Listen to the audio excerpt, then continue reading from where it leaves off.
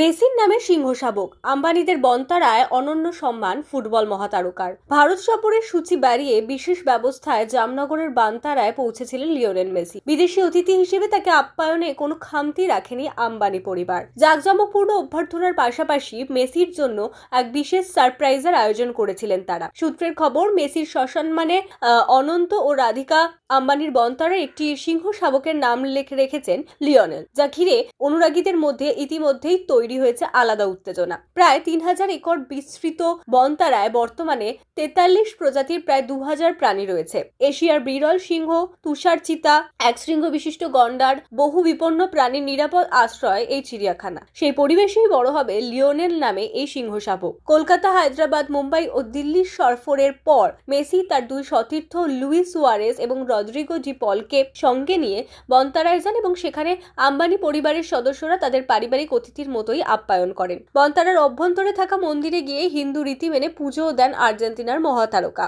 গলায় রুদ্রাক্ষের মালা পরে মাথা ঝুঁকিয়ে প্রণাম করতে দেখা যায় মেসিকে। সঙ্গে ছিলেন সুয়ারেজ ও ডিপল। অনন্ত আম্বানি নিজে তাদের পুরো চিড়িয়াখানা ঘুরিয়ে দেখান এবং বিভিন্ন প্রাণীর সঙ্গে পরিচয় করিয়ে দেন। এই অভিজ্ঞতায় আপ্লুত নাকি মেসি জানিয়েছেন, ভবিষ্যতে ভারতে এলে আম্বানিদের আতিথেয়তা গ্রহণে তার কোনো আপত্তি নেই।